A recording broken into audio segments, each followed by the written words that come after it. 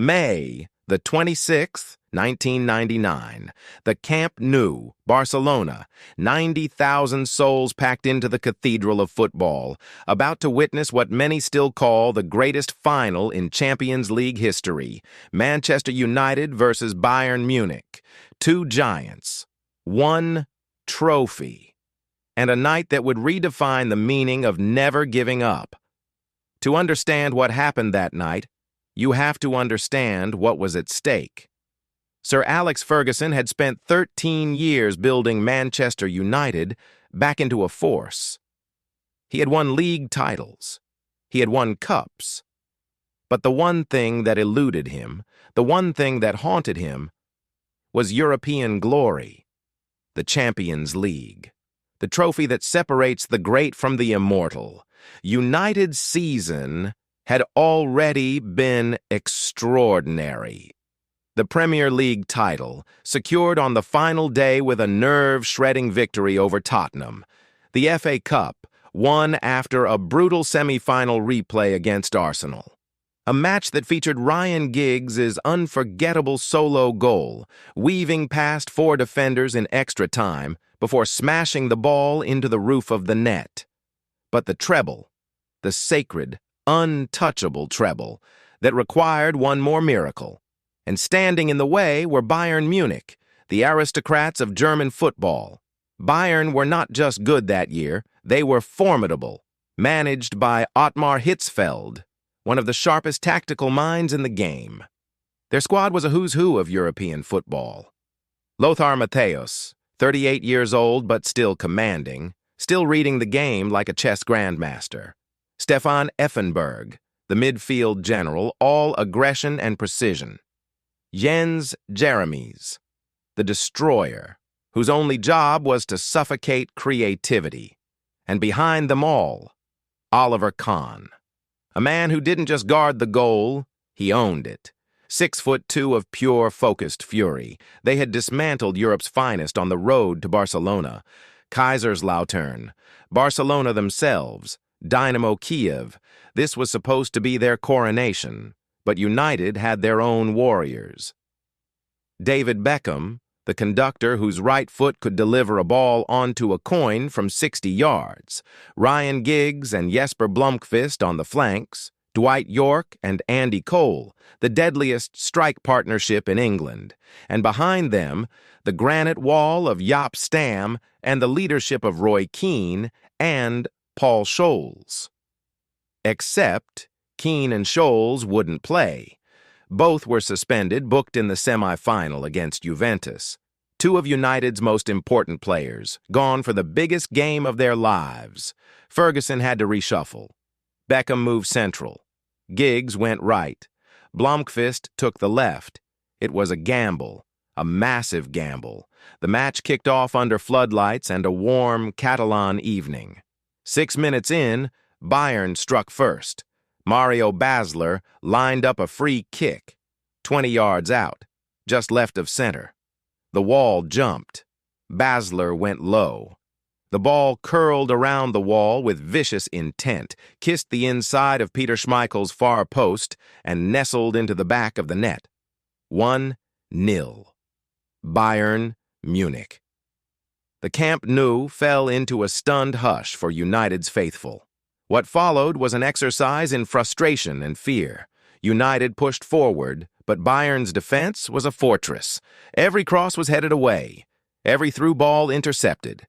Kahn was immense, commanding his box with terrifying authority. United created half chances. A York header wide, a Giggs shot saved, but nothing that truly troubled the Germans. And Bayern? They could have killed the game. Mehmet Scholl, the elegant playmaker, picked up the ball inside the box and curled a delicate chip towards goal. It struck the post and bounced away. Then, in the second half, Janker rose above everyone and unleashed a spectacular overhead kick. It crashed against the crossbar with Schmeichel beaten. The whole stadium held its breath. Bayern could have been 3 up, should have been 3 up. But the football gods, it seemed, were writing a different script. Ferguson made his moves. Teddy Sheringham came on for Blomqvist. Then Ole Gunnar Solskjær replaced Cole, the baby-faced assassin, the man who had spent much of the season on the bench, but who had a supernatural gift for scoring goals in the dying minutes. As the clock ticked past 85 minutes, something remarkable began happening behind the scenes. UEFA officials quietly began attaching Bayern Munich's ribbons to the trophy. The colors of red and white were being prepared for the presentation. The engravers had already started etching Bayern's name onto the cup. In the stands, German fans were singing, celebrating, hugging. In the television commentary boxes, pundits were preparing their post-match analysis of Bayern's triumph. The game was over. Everyone knew it. Everyone had accepted it. Everyone except Manchester United. The fourth official held up the board. 3 minutes of added time. That was all. 180 seconds between United and heartbreak. 90 minutes on the clock. Beckham swings in a corner from the right side. The ball floats into a crowded penalty area. Bodies jostle. Thorsten Fink attempts a clearance but gets only a weak touch. The ball drops to Sheringham, 8 yards out. He doesn't think. He doesn't aim. He stabs his right foot at it, and the ball squirms past Kahn and rolls, almost apologetically, into the corner of the net. 1-1. Pandemonium. Absolute, unrestrained, primal pandemonium. Sir Alex Ferguson leaps from the bench. The United end erupts like a volcano. Players sprint to celebrate. On the touchline, Ferguson's assistant Steve McLaren grabs anyone near him. But Bayern are gone. Mentally, physically, spiritually gone. Their legs are made of concrete. Their eyes are hollow. Matthias had already been substituted, pulled off 10 minutes earlier, and now sat on the bench watching his team disintegrate. The restart happens in a daze. Bayern can barely string 2 passes together. And then, 92 minutes and 17 seconds. Beckham stands over another corner, left side this time. He whips it in with that trademark curl. Sheringham, the hero moments ago, rises and flicks the ball on with his head. It travels across the 6-yard box. And there, arriving at the far post like a man who had been summoned by fate itself, is Ole Gunnar Solskjær. He doesn't blast it. He doesn't try to be clever. He simply lifts his right foot and stabs the ball upward. It rockets past Kahn, past the defenders on the line, and buries itself into the roof of the net. 2-1. Manchester United. Time stops. The stadium doesn't just erupt, it detonates. Solskjær rips off towards the corner flag and slides on his knees, arms outstretched, eyes wide, face twisted in pure, raw, beautiful disbelief. His teammates pile on top of him in a tangle of red shirts and screaming mouths. Somewhere in the stands, grown men weep openly. Sir Alex Ferguson stands motionless for a single, frozen moment, hands on his head, because even he, the man who had engineered 100 comebacks, cannot process what has just happened. On the Bayern side, the devastation is absolute. Oliver Kahn collapses onto the turf, fists pounding the grass. Matthias sits on the bench with his head buried in his hands. Effenberg stares into the Barcelona night sky, seeing nothing. Samuel Kufur falls to the ground and hammers the pitch with both fists, tears streaming down his face. Seconds ago, they were champions of Europe. Now, they are broken men. Clive Tildesley's voice rings out across the broadcast. And Solskjær has won it! Manchester United have reached the promised land! And then, moments later, the line that would echo through eternity. Name on the trophy! 3 words, still enough to send shivers down the spine of every United fan alive. The final whistle blows. It is over. Manchester United have won the Champions League.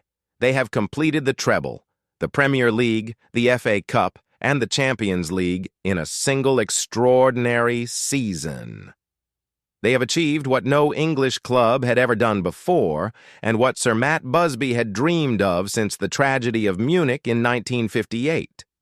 This final was played on what would have been Busby's 90th birthday. You could not write this script. Peter Schmeichel, in his final game for the club, lifts the trophy as captain. Ferguson, knighted just weeks later, stands in the Camp Nou and watches his life's work reach its peak. In the space of 102 seconds, football rewrote its own story. Solskjær became immortal that night. Sheringham proved that heroes don't always start the game. Beckham showed that even without his best position, his delivery could change history. And Ferguson? Ferguson proved that belief, stubborn, irrational, unshakable belief, is the most powerful weapon in sport. Bayern Munich learned the cruelest lesson football can teach, that it is never, ever over until that final whistle blows, that ribbons on a trophy mean nothing until the referee's hand goes to his mouth. 26 years later, that night in Barcelona remains the gold standard of sporting drama. Not because of tactical brilliance, not because of individual genius, but because of something deeper, something primal, the refusal to accept defeat. The idea that no matter how dark it gets, no matter how impossible it seems, there is always time for one more chance. That is what Manchester United showed the world on May the 26th, 1999. And that is why, when football fans gather to talk about the greatest moments the beautiful game has ever produced, this match is always, always in the conversation. Football, bloody hell,